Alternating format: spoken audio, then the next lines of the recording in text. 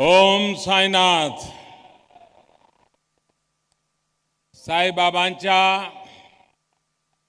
या पवित्र भूमीवर उपस्थित सर्वांना माझा नमस्कार. हे श्री साईबाबांच्या महासमितीचे शताब्दी वर्ष आहे. या निमित्त आपला दर्शनाचा योग आला याचा मला अतिशय आनंद आहे. मंच पर विराजमान महाराष्ट्र के राज्यपाल श्रीमान विद्यासागर राव जी, महाराष्ट्र मुख्यमंत्री श्री देवेंद्र जी, विधानसभा के स्पीकर हरिबाबू जी, मंत्री परिषद के मेरे सहयोगी श्री सुभाष भामरे जी, साईं बाबा संस्थान ट्रस्ट के चेयरमैन श्रीमान सुरेश हावरे जी, महाराष्ट्र के तमाम मंत्रीगण, संसद के मेरे साथी, महाराष्ट्र के विधायकगण और यहाँ विशाल संख्या में पधारे हुए मेरे प्यारे भाइयों और बहनों, आप सभी को, पूरे महाराष्ट्र को, पूरे भारतवर्ष को, देश के जन जन को दशहरे की, विजयादशमी की बहुत बहुत बधाई. हम सभी का ये प्रयास रहता है कि हर वर्ष पर्व को अपनों के साथ मनाएं. मेरी भी ये कोशिश रहती है कि हर त्योहार देशवासियों के बीच जाकर के मनाऊं.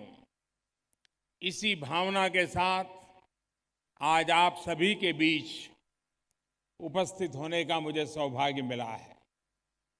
जिस प्रकार आप सभी दशहरे के पावन अवसर पर भारी संख्या में यहां मुझे आशीर्वाद देने आए हैं और मैं देख रहा हूं कहीं जगह ही नहीं बची. आधे लोग तो धूप में खड़े हैं.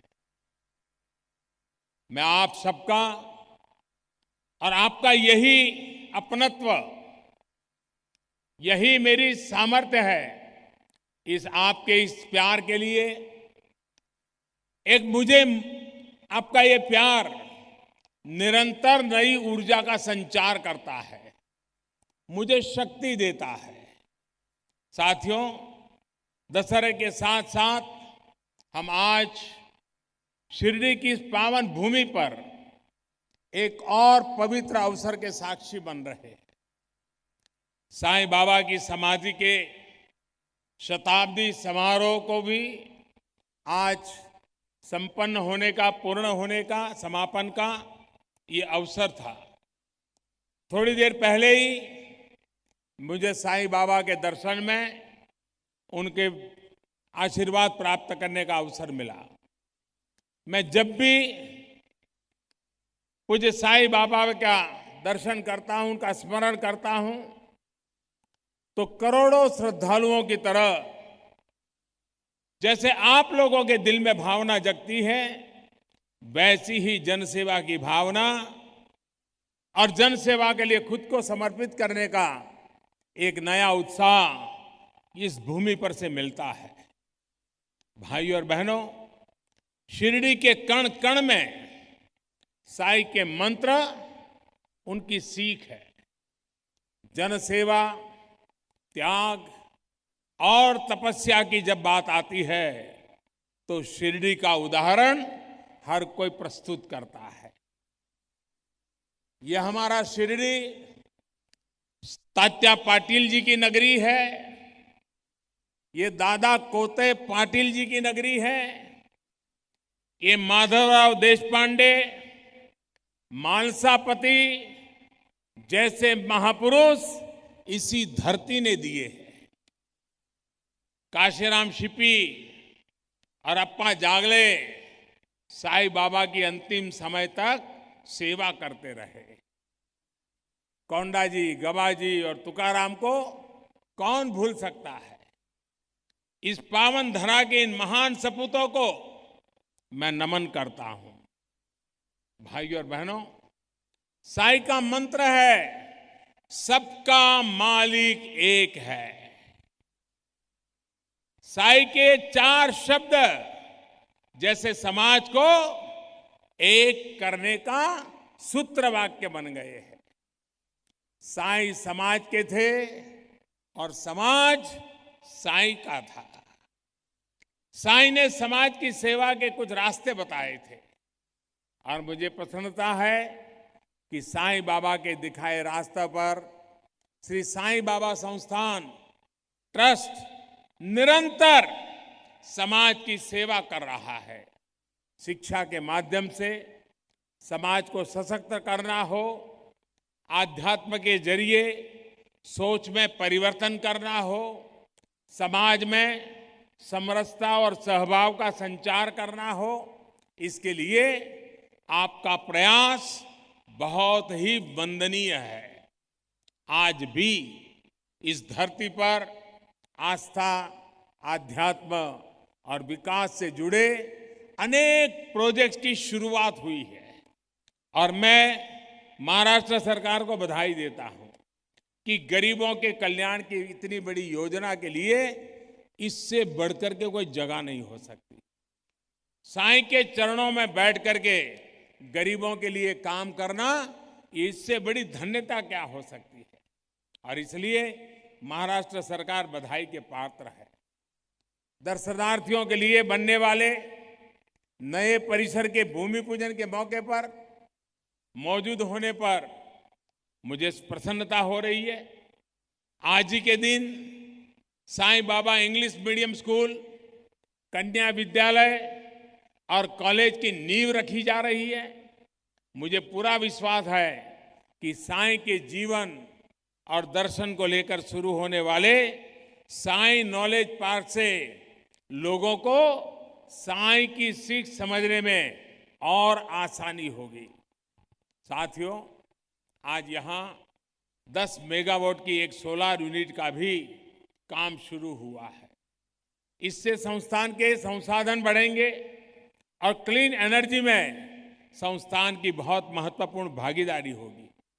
एक प्रकार से साईं ट्रस्ट की तरफ से करोड़ों श्रद्धालुओं के लिए इस दशहरा का, विजयादशमी का एक बहुत बड़ा तोहफा है। साथियों, नवरात्र से लेकर दीपावली तक साल का ये वो समय होता है जब देशवासी घर, गाड़ी, गहने जैसे अनेक सामान की खरीद करते हैं। जिसका जितना सामर्थ्य होता है वो उसका हिसाब से पैसे बचाता है और अपने परिवार को उपहार देता है। मुझे खुशी है कि दशहरे के इस पावन अवसर पर मुझे महाराष्ट्र के 2.5 लाख भाइयों बहनों को अपना घर सौंपने का अवसर मिला है।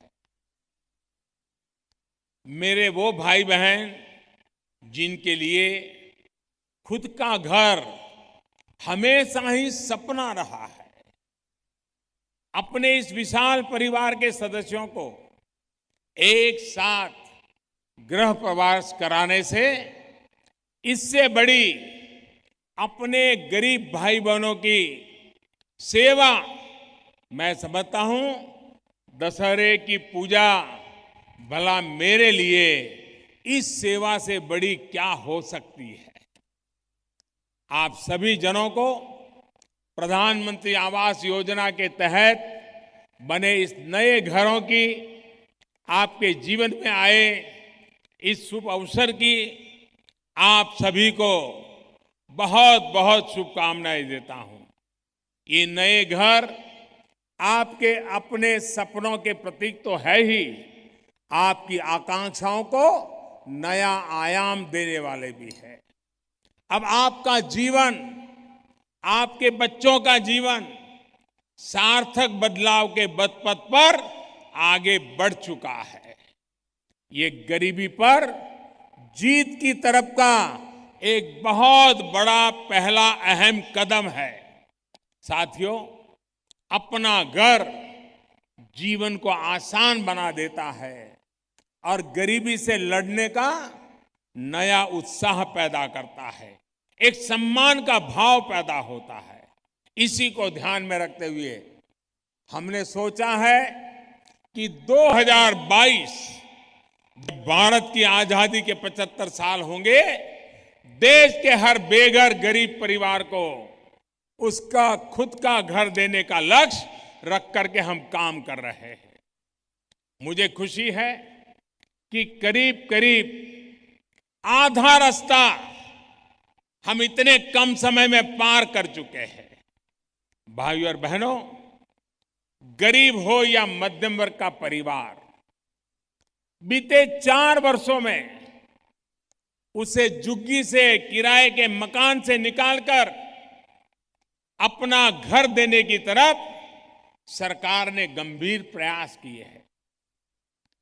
कोशिशें पहले भी हुई है, लेकिन दुर्भाग्य से उनका लक्ष्य गरीबों को घर देकर गरीबों को सशक्त करने के बजाय एक विशेष परिवार के नाम का प्रचार करना, यही उनका मकसद था। वोट बैंक तैयार करना, यही उनका मकसद था। घर अच्छा हो, उसमें शौचालय हो, बिजली हो, पानी हो, गैस का कनेक्शन हो, इस पर पहले कभी सोचा ही नहीं गया। जब किसी योजना के मूल में राजनीतिक स्वार्थ वो केंद्र में नहीं होता है, राजनीतिक स्वार्थ के बजाय सिर्फ और सिर्फ गरीब का कल्याण होता है, तो उसके जीवन को आसान बनाने की प्रेरणा मिलती है। तब काम की गति कैसे बढ़ती है, ये आज देश के सामने जीता जागता उदाहरण है। साथियों, पहले जो सरकार थी, उस पिछली सरकार ने अपने आखिरी 4 साल के वर्षों में पूरे देश में सिर्फ 25 लाख घर बनाए थे। 4 साल में 25 लाख, कितने? 4 साल में, जरा बोलिए ना, बताइए क्या हुआ? 4 लाख में कितने घर बनाए थे? 4 साल में कितने घर बनाए थे? 25 लाख। जबकि बीते 4 वर्षों में हमारी सरकार बनने के बाद, भारतीय जनता पार्टी के नेतृत्व वाली सरकार केंद्र में आने के बाद 1,25,00,000 घर बनाए हैं। उनके 4 साल के 25 लाख और हमारे 4 साल के 1,25,00,000।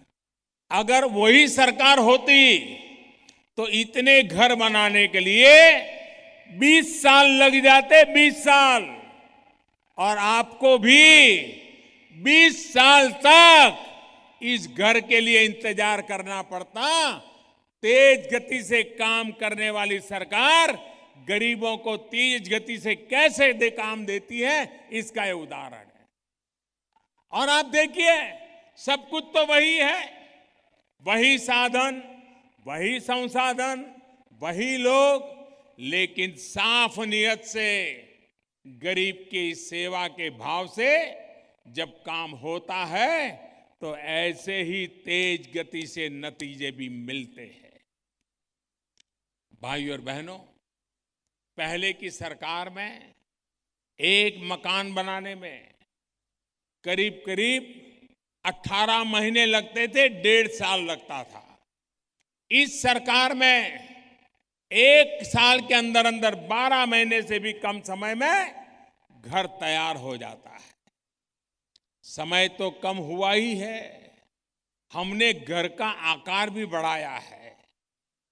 इसके साथ साथ घर बनाने के लिए सरकारी मदद को भी 70,000 रुपये से बढ़ा करके 1,20,000 रुपया कर दिया गया है। सबसे अहम बात ये कि पैसे सीधे बैंक खाते में जमा हो रहे हैं और लाभार्थियों का चयन वैज्ञानिक और पारदर्शी तरीके से हो रहा है। इतना ही नहीं, ये घर टिकाऊ हो, उनमें शौचालय समेत सारी मूलभूत सुविधाएं हो, इसका भी विशेष ध्यान रखा जा रहा है। मैं एक बार फिर प्रधानमंत्री आवास योजना के तहत आज अपना घर प्राप्त करने वाले लोगों को हृदय से बहुत बहुत बधाई देता हूं। और मुझे जब आज कुछ परिवारों से अलग अलग जिलों में बात करने का मौका मिला, उन बहनों का आत्मविश्वास, इनके चेहरे की खुशी मुझे कितना आनंद देती थी, आप कल्पना नहीं कर सकते। जब मेरा कोई गरीब परिवार, उसके चेहरे पर खुशी दिखाई देती है तो जीवन काम करने को जैसे धन्य हो जाता है, नया काम करने की ऊर्जा मिल जाती है। और इन सभी बहनों ने जो आशीर्वाद दिए, मैं फिर एक बार उस संकल्प को दोहराता हूं कि आपकी सेवा के लिए हम पल पल कर अपना जीवन आपके लिए खपाते रहेंगे। भाइयों और बहनों, देश के हर घर को शौचालय की सुविधा से जोड़ने का अभियान अब अंतिम पड़ाव पर है। महाराष्ट्र ने तो इस मामले में प्रशंसनीय कार्य किया है। आप सभी ने, पूरे महाराष्ट्र ने खुद को खुले में शौच से मुक्त घोषित कर लिया है। इसके लिए राज्य के 11 करोड़ नागरिकों को भी मैं बहुत बहुत बधाई देता हूं। इससे महाराष्ट्र के गांव और गलियां साफ सुथरी तो रहेंगी ही, साथ में डायरिया जैसी अनेक बीमारियों से गरीब किसान परिवारों के बच्चों का जीवन सुरक्षित रहेगा। साथियों, जब गरीबों के जीवन और स्वास्थ्य की बात आती है, जो आजकल पूरी दुनिया में आयुष्मान भारत यानी पीएम जय, प्रधानमंत्री जन आरोग्य योजना की बड़ी चर्चा हो रही है।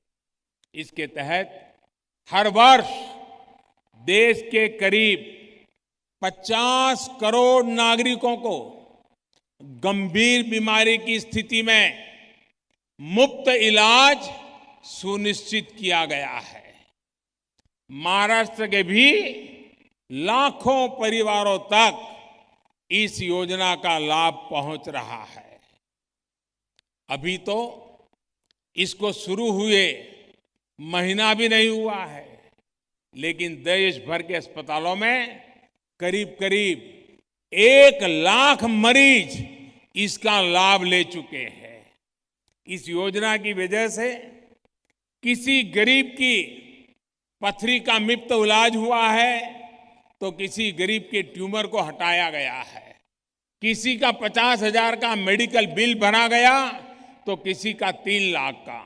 साथियों, इस योजना के तहत अब तक जो क्लेम दिया गया है वो औसतन प्रति व्यक्ति लगभग 20,000 रुपये दिया गया है। अब आप सोचिए, हजारों की यह राशि उस गरीब को अपनी जेब से खर्च नहीं करनी पड़ रही थी, वो कर भी नहीं पाता था। इसी वजह से वो अस्पताल जाने से बचता था। अब सरकार उस गरीब के साथ खड़ी है कि पैसे की चिंता मत करिए, पहले अपना इलाज करवाइए।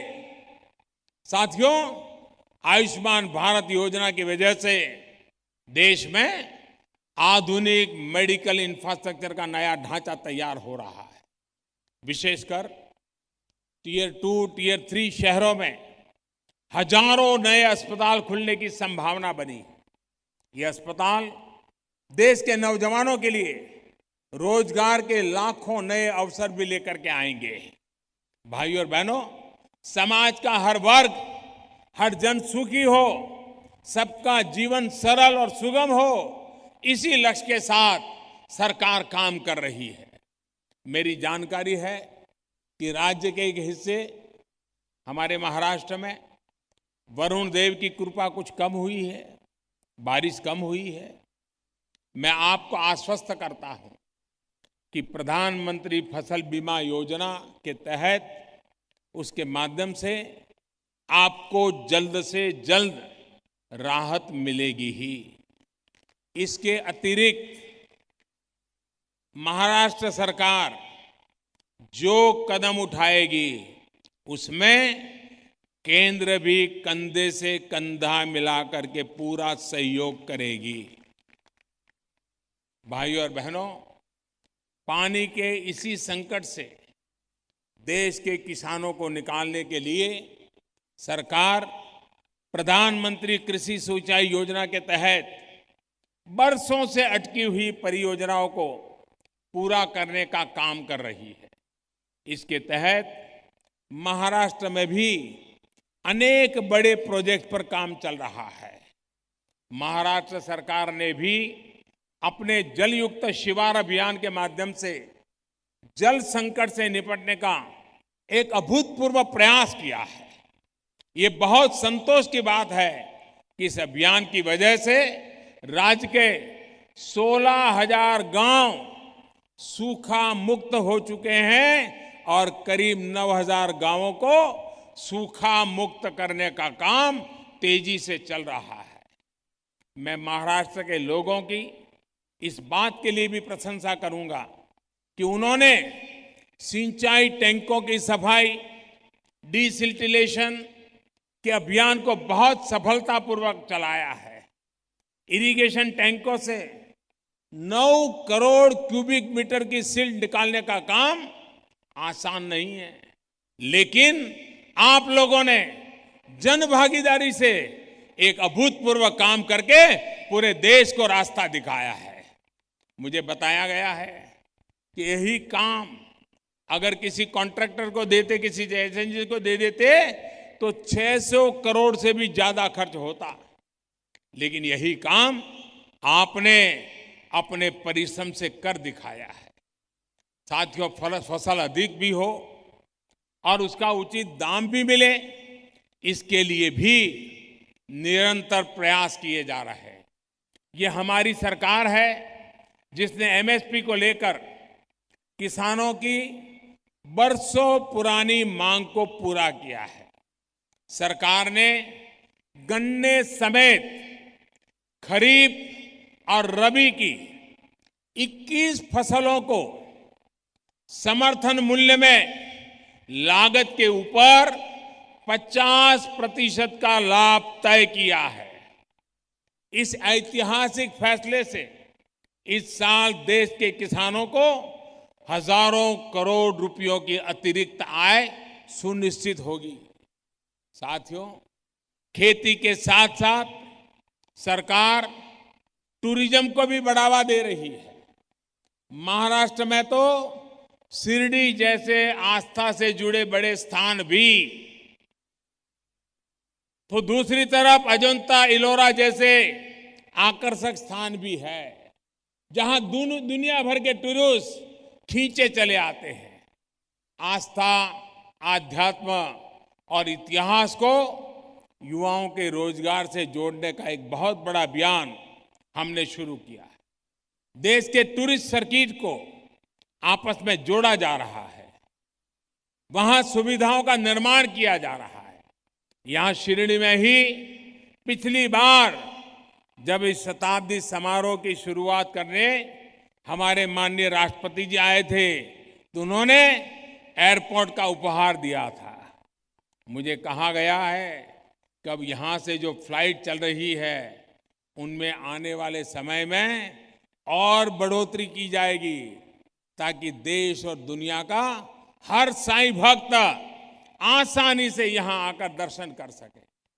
भाइयों और बहनों, महाराष्ट्र की धरती ने हमेशा सामाजिक समरसता का पाठ देश को पढ़ाया है।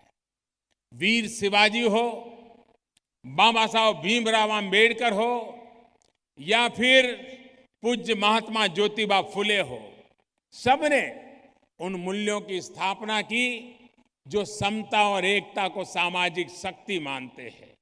आपने इन महान संत पुरुषों का सबक हमेशा याद रखना और स्वार्थ के लिए समाज में भेद करने वाली हर शक्ति, हर बुराई को हमने पराजित करना है।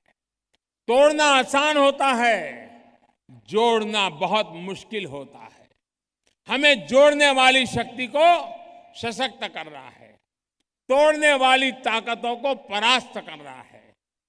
सबका साथ, सबका विकास और एक भारत श्रेष्ठ भारत का यही संकल्प, इसी विजयादशमी को हमें लेना है। और इसलिए मैं आप सभी से आग्रह करूंगा कि हम सब इस संदेश को लेकर के आगे बढ़े और इसी संदेश के रास्ते हमें आगे चलना है। साईं बाबा ने जो मार्ग दिखाया है उसी मार्ग पर हमें आगे चलना है। मुझे बहुत खुशी हुई साथियों, आज मैं इस पवित्र स्थान पर हूं, शताब्दी समारोह का समापन कर रहा हूं। इस 31 अक्टूबर को राज्य में आप सभी की सरकार 4 वर्ष पूरे करने वाली है। मैं देवेंद्र फडणवीस जी और उनकी पूरी टीम को अग्रिम बधाई देता हूं। आप यूं ही पूरी शक्ति से महाराष्ट्र वासियों की सेवा करते रहें और आपको यहां के जन जन का आशीर्वाद मिलता रहे, मेरी यही कामना है। इसी विश्वास के साथ एक बार फिर उन सभी परिवारों को बहुत बहुत बधाई जिनको आज दशहरे के दिन खुद का, अपना, मालिक का, अपने सपनों का आज घर मिला है। ये नए घर आपके सपनों को पूरा करने का माध्यम बने। इन घरों में रहते हुए आप और आपका परिवार जीवन में और आगे बढ़े, तरक्की करे, आपके बच्चे सफलता की नई ऊंचाइयों पर पहुंचे। इसी कामना के साथ मैं अपनी बात समाप्त करता हूं और आप सबको इस पावन अवसर पर यहां बुलाने के लिए, इस सेवा का अवसर देने के लिए मैं श्री साईं ट्रस्ट का भी आभार व्यक्त करता हूं। आने वाला हर त्योहार आप सभी के जीवन में खुशियां लेकर के आए, इसी शुभकामना के साथ आप सभी का बहुत बहुत धन्यवाद। श्रद्धा असुदया सबुरी ही ठेवा, साईं बाबाचा आशीर्वाद आपला सर्वांना लाभो ही साई चरणी प्रार्थना करून माझी बात समाप्त करतो। धन्यवाद।